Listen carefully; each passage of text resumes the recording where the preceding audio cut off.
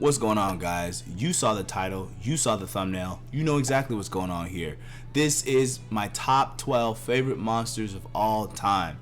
And without further ado, let's get right into it. Oh, don't forget to subscribe, like, and comment down below if you think my list is good, bad, or I'm tripping. Okay? Let's get into it. Starting off with number 12. Oh yeah, that's right. For those of you who know your roars really well, you'll notice that, yes, indeed, that is Nibblesnarf coming in at number 12 on my list of my favorite monsters of all time. Now, I know you're looking at me crazy. Nibblesnarf? Bro, you like this dude that much? Hear me out, okay? I know his design is like a little tropey, right? Sand monster in the desert that's big and likes to eat things. However, the fight is just so fun. I mean, he's kind of like a fun little punching bag because you can, drop the bombs and then manipulate where he comes up with the sonic bomb. So he eats the bombs, and then when he eats the bombs, you get to fish him out and you get this big, large opening. And it's just, I don't know, it's a really fun fight. I actually really enjoy trying to make him eat these bombs. I mean, even if I mess it all up, it's still a good time because it's just so different than most other monsters you fight in this game. And he's very exploitable, and you're rewarded for knowing that exploit. And it's I'll never forget one of the first times I fought him. I was in multiplayer, and everybody else in the quest brought bombs and stuff, and I was like, yo, what are these dudes doing? I'm gonna put my bomb where they put their bomb. And then somebody threw a sonic bomb on it, and then he ate it up, and I was like, oh, he ate the bombs, that's crazy. And then later on in the hunt, it blew up, and then like I'm watching all my other partners in the hunt just like throwing the fishing rods, and I was like, yo, what is going on? And ever since then, man, I have been hooked, and I've loved Nibblesnarf ever since them 3U days. Another thing I really like about Nibblesnarf are his unique hit zones, right? So this guy has like two little gill flaps on the side of his head, right, that kind of open and shut, like that's a hit zone, and I think that's one of his weak points. And then in his mouth, when you look at him charging and when you get him to blow up, in his mouth there's a uvula dangling. That's also a hit zone, and you can break his uvula off, bro. Like, what? That's cool as hell. I could fight a monster and poke him in the uvula and break his uvula? What? That's crazy.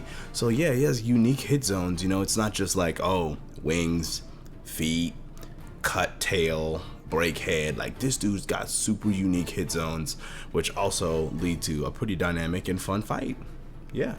So yeah, those are the reasons why Nibblesnarf comes in at number 12 on my list, man. Super unique hunt, easy to exploit, fun mechanics and trying to make him eat the bombs, and like cool ass unique hit zones, man. Like, I'm gonna bust his uvula. Heck yeah.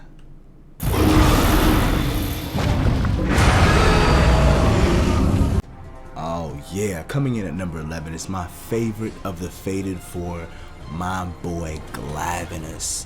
Okay, I really like brute wyverns in general, right? T-Rex looking monsters, if you will. They stay on the ground, they're fun to fight, and brute wyverns up to this point, before Glavenus, were like pretty simple. It's just like, oh, you beat up a T-Rex, that makes sense. But like, here comes Glavenus with this like big old sword tail. Like, what? That's dope. And like the closest thing I think before Glavenus got introduced was Duramboros, right, which is Hammertail, and I really like Duramboros too because he's got like unique mechanics as well. But Glavenus has the big sword tail, right, and it's like, okay, that's cool in and of itself. And then like he's got the fangs that he can sharpen his sword with that makes it glow, and now it does even more fire damage, and like, yo, that's cool as hell.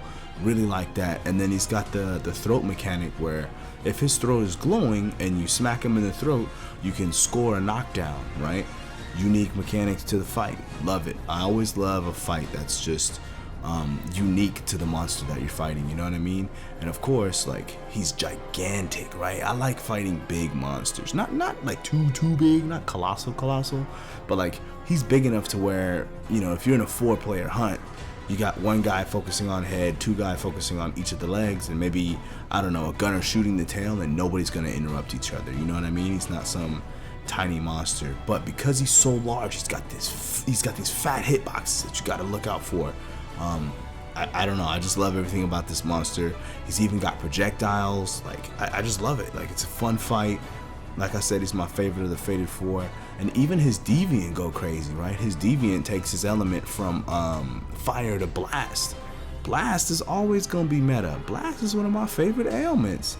But, you know, I could go on and on about this bad boy because I like him so much. And even his new subspecies, I think, technically. Yeah, his new subspecies or variant, I forget what's the difference between the two.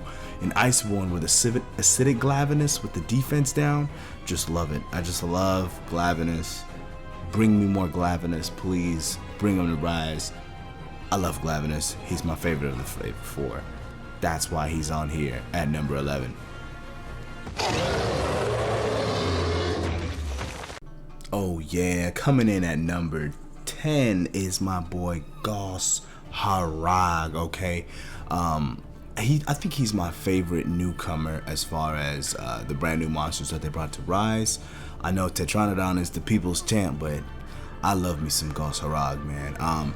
It's very, very interesting to have this skeleton of monster be actually scary, you know, and he's got some really cool things he does when it comes to the way he uses ice. Like, he makes the blades or the fists, right? He kind of puts on like a brass knuckles or a blunt fist of ice over his hands.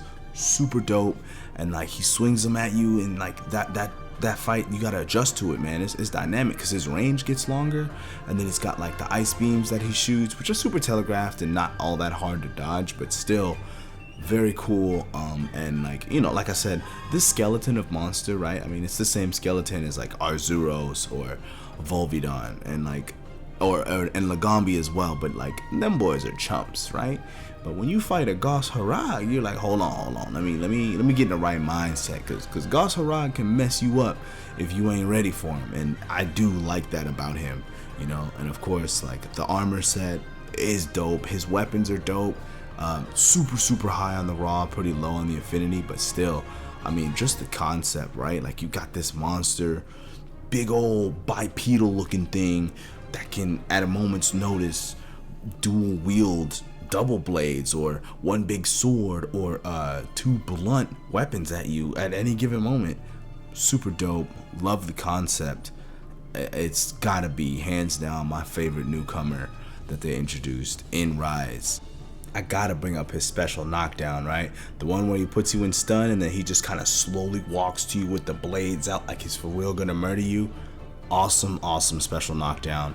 Love it. It's part of the reason why he rose the ranks of one of my favorite monsters of all time so quickly. Love me some Gos Harag.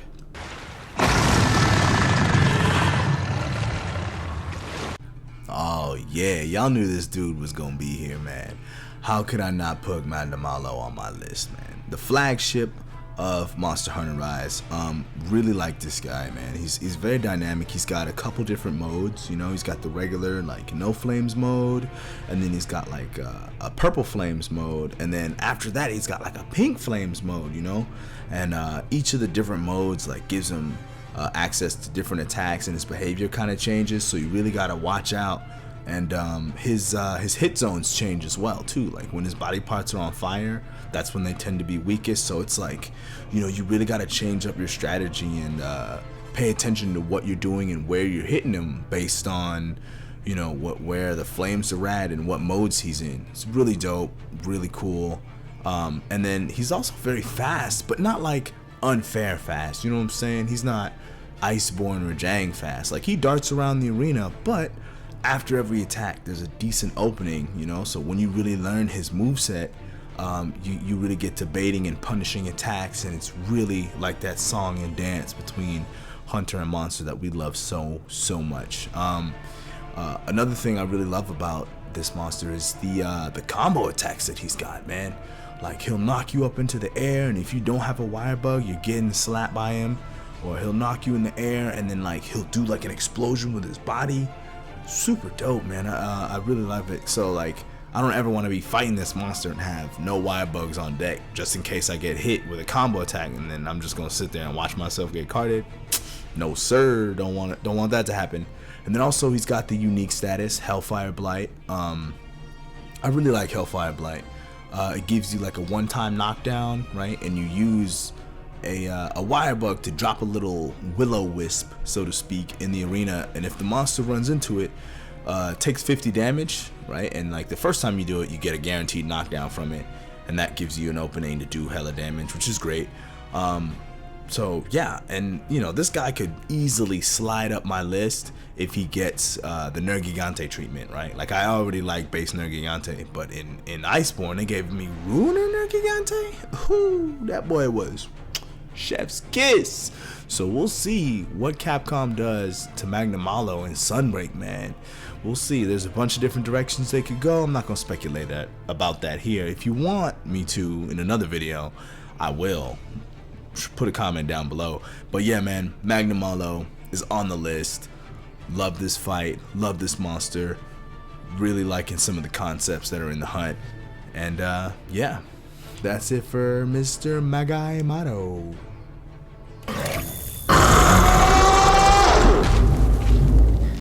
Oh yeah, baby, coming in at number 8, we've got Seregios' long-lost explosive cousin, Basilgoose. I hate that. I used to call it Basilgeus, whatever. Basilgoose. You can barely pronounce his name, but goddamn, I love this monster. I love the explosive nature of this monster, right? He's got the scales that drop all over the place, creating little hazards that you can't walk through as they explode all over the place. Man, it's just so dope. I love this monster. And I actually love the way this monster was implemented in World, which was his first appearance.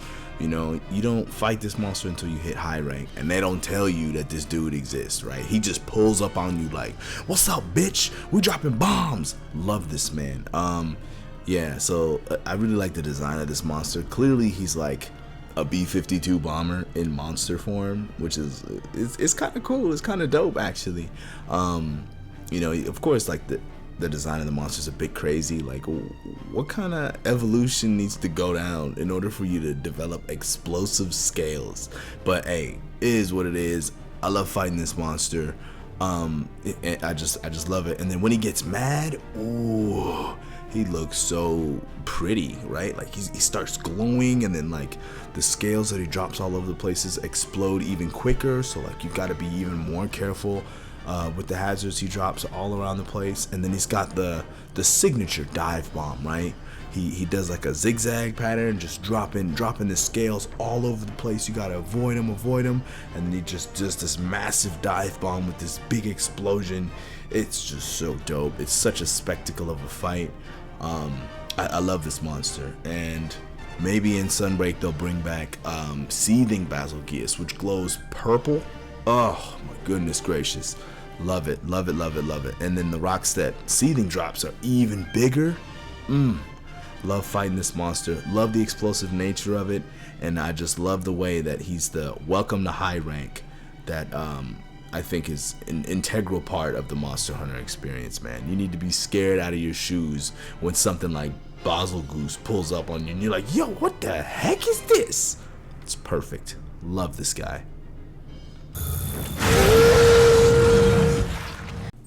Coming in at number 7 is the electric doggo we all know and love, Zinogre, with that banging theme. Love this monster, man. Love this monster. I love dogs in general, right? So the dog monster's gotta be on my list. And also, I really like a whole lot of things about this monster that aren't just the fight, right? The fight is very interesting and dynamic because he's got, like, aside from the regular angry, tired, normal states, he's got a charged up state as well, where and he'll go for it multiple times throughout the hunt. So it's like a big opening that you can exploit while he's howling for the bugs to crawl in his fur to give him the electricity. That's right. That's another big thing I really like about this monster, is how much sense that Capcom has made sense of this monster, right? He has a symbiotic relationship with the Fulgur bugs that sit in his fur, and they help generate electricity that he wields against his you know, his prey or people that are hunting him and stuff, you know what I mean? Like, yo, that's super dope. And like in the older games, if you managed to topple him and you had a bug net, you can pull the bugs right off of his back. Like, yo, it's super cool stuff, man. Like Capcom really went above and beyond, like a symbiotic relationship between a dog and some bugs to create electricity. What? Super dope. Love it. And of course, I mean, I love the actual fight itself, right? He's very dynamic. He moves around a lot, but not too much, you know what I mean? Like, he's got some cooldowns after a lot of his moves that he does, which are easy to exploit. And then, like, as he's charging, you can knock him out of the charge state, or you know, delay the oncoming of the charge state if you do enough damage before he can get all charged up, right? So, I mean, this is just a really fun fight. I love this. I love this dog, man. I love it. I love the doggy. I love everything about it. The theme is banging every time. The ecology of the monster is cool, as far as the way he uses the bugs to generate lightning to use against you. It's just really dope, and I love everything about Zinogre, man. So that's why he made it on this list.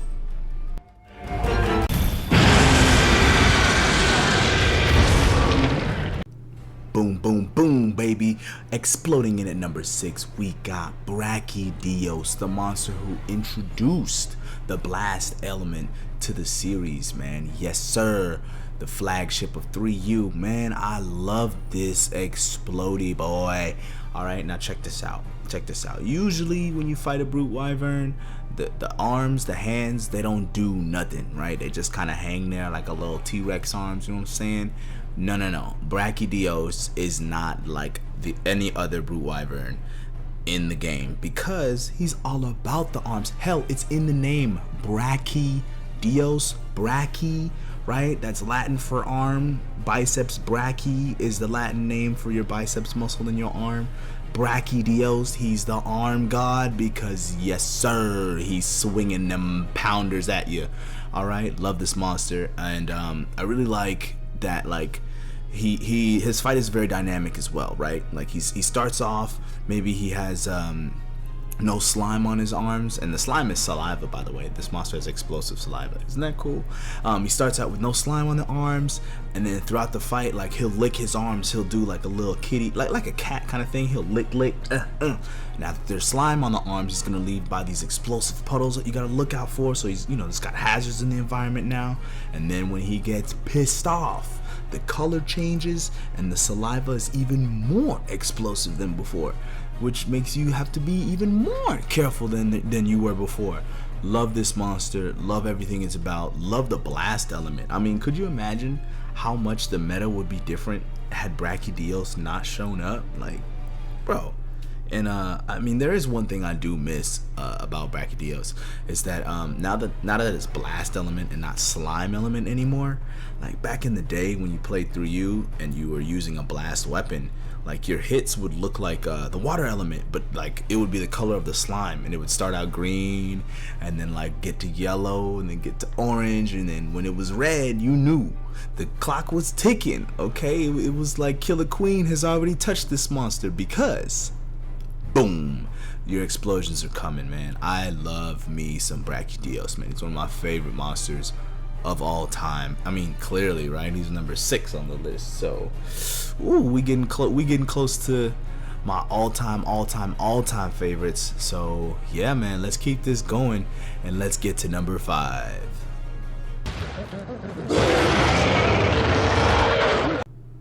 Roaring in at number 5, eating horns and throwing hands indiscriminately at anything in his way, is Rajang at number 5, baby. So, yes, I like this monster in concept. He's just a mad mother lover that transforms at the drop of a hat, right? And I say transform, I mean he turns golden. He looks a little bit like our favorite Saiyan, right? You know, he goes golden.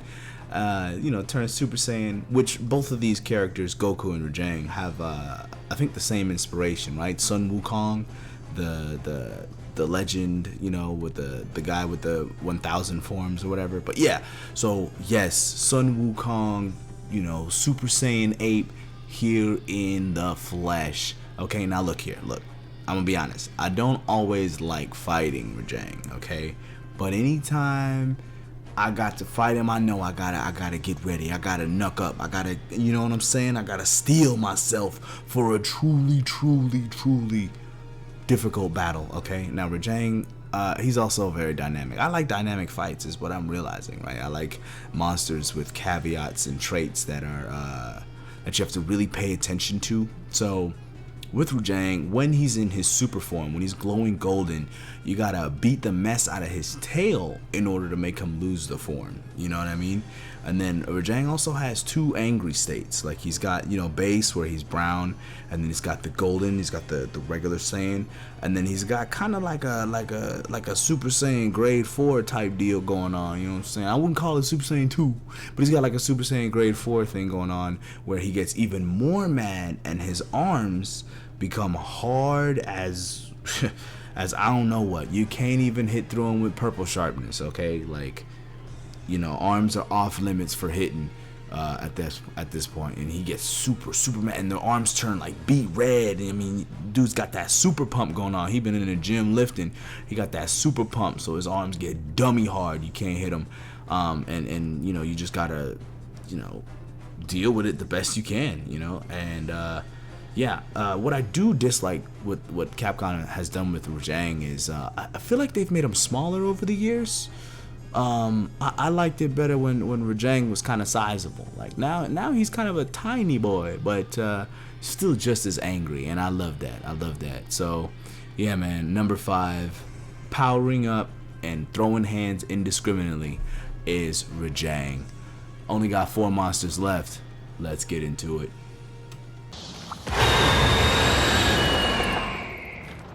Oh yeah, blasting in at number 4 on my list is Valstrax, the rocket-propelled dragon. Yes, that is a sentence you can say, rocket-propelled dragon. What?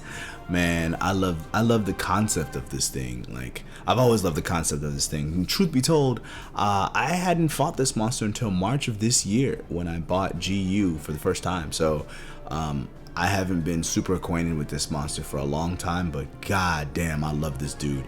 Yeah, love the concept. He's a rocket propelled dragon. I mean, Capcom is starting to get really creative with the way dragon element is used, right? Like, that's how Valstrax works. He uses the dragon element as a propulsion system for his jet wings that like are like hands, and they move about. It, oh my god, like, looking at this thing is crazy, right? And yeah, and you know, he's got some really huge hitbox attacks. Like, those attacks, I mean, especially in GU, man, they were really kicking my butt, man. Like, Valstrax does not play around. Like, you know, he's a rocket propelled dragon for a reason. He will whoop your ass in a hurry, and the same is true for his Rise appearance as well. I mean, when you know, a Valstrax gets loaded up, I'm like, hey, hold on, let me sit down and, like, for real get ready for a fight, like, cause he ain't no chump, he ain't no pushover. I love that about him. And of course, how can I talk about Valstrax without bringing up the ambush? Oh my god, I love this thing. Like, he jumps up in the air, and he like flies around the stratosphere. It kind of reminds me of when Charizard did seismic toss in the anime, and they had him flying around the planet a bunch of times before he finally came back and dropped that thing on that ass. It's that same feeling that Valstrax does with the ambush, man. And like, he just jumps up and he's look out when he comes and lands on you. Dope, man, dope. The first time I saw it, I was like, yo, what is going on right now? And I think I got hit by it. I absolutely got blasted. But yeah, man, love me some Valstrax. Like I said, love the concept. And I can see how some people could say, like, Valstrax is bad design, right? Because these monsters are supposed to be animals that could, like, you know, you suspend your disbelief and believe that they're real. But what kind of evolution gonna bring about a rocket propelled dragon like this? Like, what the heck? But it is what it is. I love it. I love how creative Capcom is getting with the use of dragon element. So yeah, love me some Valstrax. And I was so glad to see him come through in Rise. On to the next one.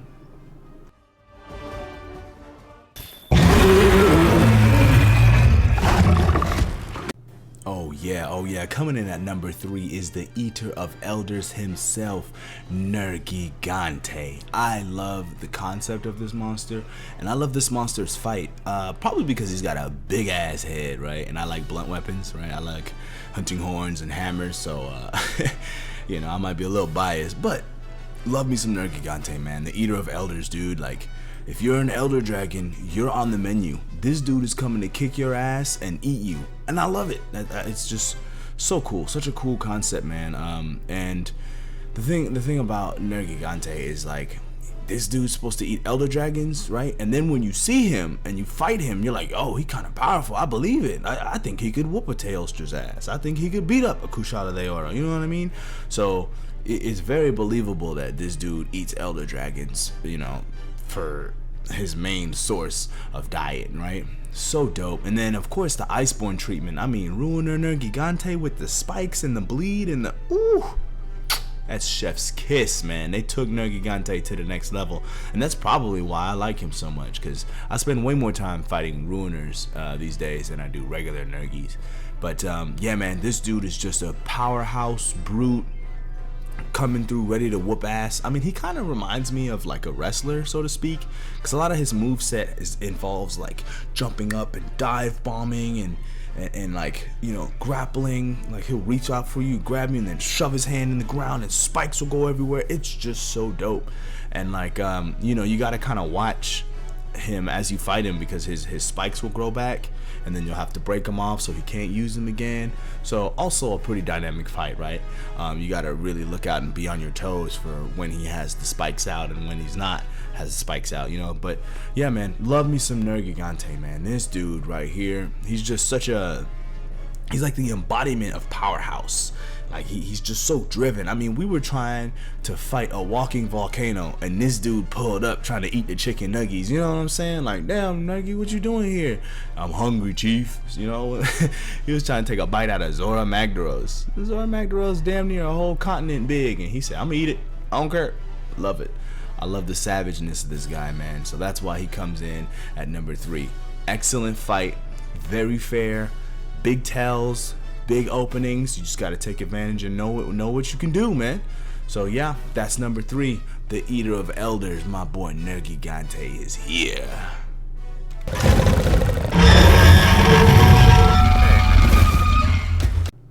The ever so elementally unstable Alatreon comes in at number 2. Alright, now this is where my Monster Hunter tribe bias is gonna start showing through, okay? This guy was my first final boss ever, okay? I really love the concept, right? Like, there's this black dragon that's world ending because of his existence, because he has mastery. Well, mastery is a strong word. Mastery over every element. This dude can do lightning, ice, fire, thunder, and in his Iceborne variant, water. He does it all, man. And dragon, he does dragon too. He does it all, man. So like, hey, what element does Alatreon use? Yes, that's right. That's the correct answer, is yes. Love this fight, man. It was always so challenging. It was always challenging, man. Oh my god. I remember on the Sacred Isle trying to get his horn stuck in that little rock in the corner in Monster Hunter Try and 3U. Oh yeah, I just love it. I love fighting this monster, man. I was so hyped when they brought him to Iceborne. I was like, yo, Alatreon, my boy is coming. Yes, sir. Because this is the black dragon I have the most attachment to, right? Like, don't get me wrong, I like Vitalis, you know, but I don't know, he's kind of hyped, you know, he's kind of overhyped by Capcom, like, oh my god, he's gone. Whereas this guy, he kind of barely gets any shine, and, you know, I'm so glad they brought him to World and really did him justice. Like, the only thing that I don't like about his fight is the eschaton, right? I mean, don't get me wrong, I could get past it, right? I could do it. I've soloed Alatreon. I could do it.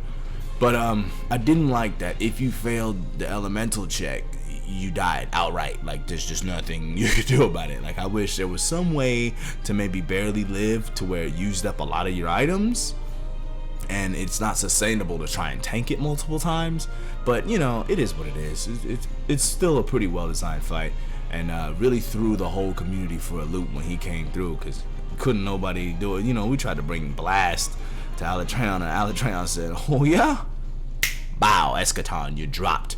But yeah, man, love Alatreon, dude. Love the concept that there's this black dragon that could do every element, and his very existence is a threat to ecosystems across the planet. Cause like, imagine if this dude shows up to the forest, he gonna burn the forest down, and then after he burns the forest down, he freezing all of the husks of the trees, and then maybe he gonna flood out the things while lightning is striking, and then while he's doing dragon element all over the place. He's just so volatile and different.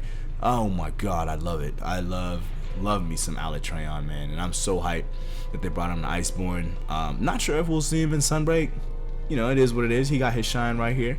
But love Alatreon, man. My first final boss ever, dude. I'll never forget, you know, bashing my head against the wall for weeks to try and kill this dude back in the original try and back in 3U, man. It was just, ugh, love it. Love me some Alatreon. Can never get enough of it, boy. But on to my favorite monster of all time.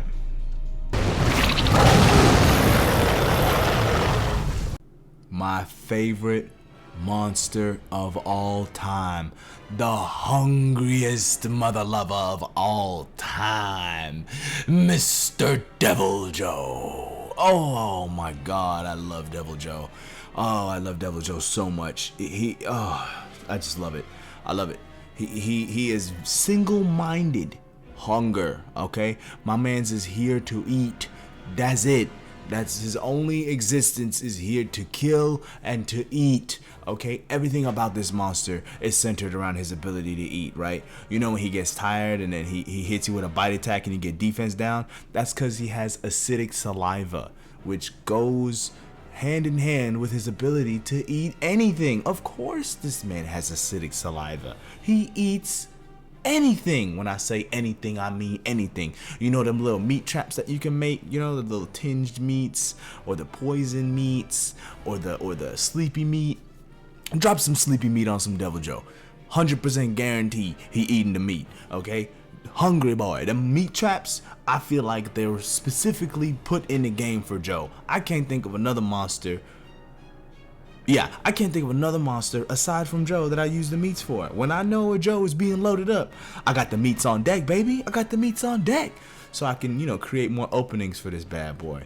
The moveset is pretty fair. It's pretty fair. I mean, he's this gigantic, lumbering pickle looking dude, a spicy pickle. Look at him, he's swole, right? He got the red pepper flakes, a spicy pickle, this gigantic pickle looking dude. So he's very big and he lumbers around, so I mean, he's kind of readable because all his moves are very telegraphed, right? It would not be fair if he was super fast and this big, because his hitboxes would be gigantic. He's got the dragon breath on deck. Love this monster, man. Like I said, this dude will eat anything. If you cut his tail off, there's a chance he will stop fighting you to go to his tail and start eating it. This dude will eat other dead monsters on the map. I have proof. Here's a clip. I love it. I love it. It's just, Capcom said, we finna make a gigantic, scary ass monster that all he wants to do is eat. Perfect. It's perfect. Story time, okay? One of the reasons why I like Devil Joe so much, man, as I've mentioned, you know, many times on the channel, Try was my first game, okay? So I get Try, I'm fighting through it, I get to high rank, right? And I realized what high rank is. I was like, okay, do everything I already did all over again, except the monsters hit harder. That's cool with me, right? In early high rank in Try, there's a quest with a monster called a Kurupeku. Querupeku? I don't know how to say it. Kurupeku, Querupeku.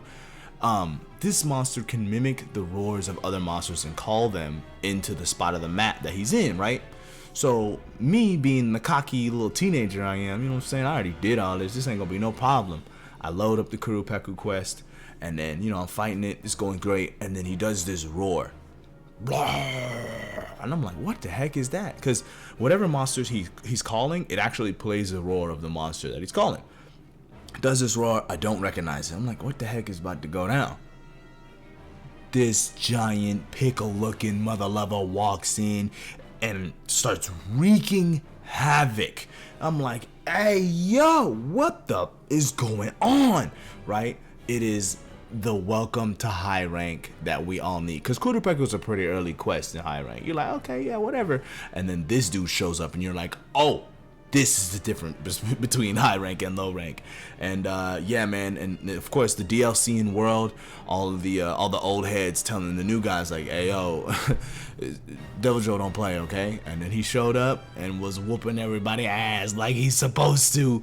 And I really think that he's gonna show up in Rise or Sunbreak, excuse me, show up in Sunbreak and do the same thing. These new guys whose first game is Rise, they're gonna be like, what's a Devil Joe? And I hope they don't tell nobody he's in the game. I hope he just pulls up and wreaks havoc, causes chaos like he usually does.